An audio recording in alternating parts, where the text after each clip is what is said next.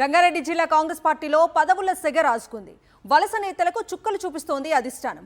Car దిగి చెయ్యి పార్టీలో చేరిన గులాబీ నేతలకు షాకింగ్ న్యూస్ ఇచ్చారు.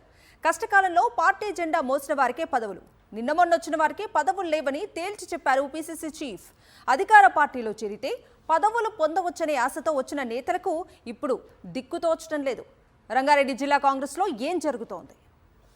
రంగారెడ్డి జిల్లా కాంగ్రెస్లో ఇప్పుడు ఎక్కడ చూసినా వలస నేతలే కనిపిస్తున్నారు. మాజీ ఎంపీ రంజిత్ రెడ్డి నుంచి ఎమ్మెల్యేలు అరికపూడి గాంధీ, ప్రకాష్ గౌడ్, యాదయ్య, మనోహర్ రెడ్డి, ఇలా ఒకరేమిటి హేమీలంతా ఇప్పుడు హస్తం గూటిలోనే ఉన్నారు. అయితే నేతలతో పాటు వచ్చిన వారి అనుచరుల పరిస్థితి ఇప్పుడు త్రిశంకు స్వర్గంలా మారింది.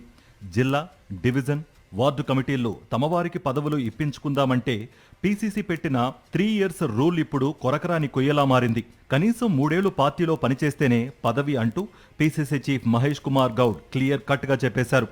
2023 ఎన్నికల కంటే ముందు నుంచి ఎవరైతే పార్టీని నమ్ముకుని ఉన్నారో వారికి కమిటీల్లో చోటు కల్పించాలని ఆదేశాలు జారీ అయ్యాయి.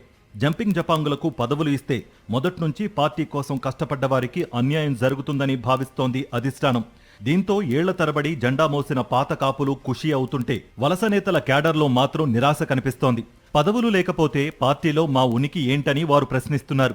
3 years నిబంధనపై కొత్తగా చేరిన నేతలు లోలోపల రగిలిపోతున్నారు. వచ్చి రాగానే మంత్రి పదవులు ఇవ్వడానికి లేని రూల్స్, పార్టీ కమిటీల్లో పదవులకు ఎందుకు అన్నది వారి ప్రధాన ప్రశ్న. కీలకమైన స్థానిక కమిటీల్లో తమవారికి ప్రాధాన్యత లేకపోతే రేపు ఎన్నికల సమయంలో క్యాడర్ను ఎలా కంట్రోల్ చేస్తామని నాయకులు వాదిస్తున్నారు.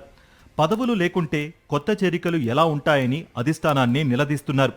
పాత కొత్త నేతల మధ్య మొదలైన ఈ చిచ్చు జిల్లాలో పార్టీ పటిష్టతను దెబ్బతీస్తుందా, లేక అధిష్టానం ఏమైనా సడలింపులు ఇస్తుందా అనేది ఇప్పుడు రంగారెడ్డి జిల్లా కాంగ్రెస్లో హాట్ టాపిక్గా మారింది.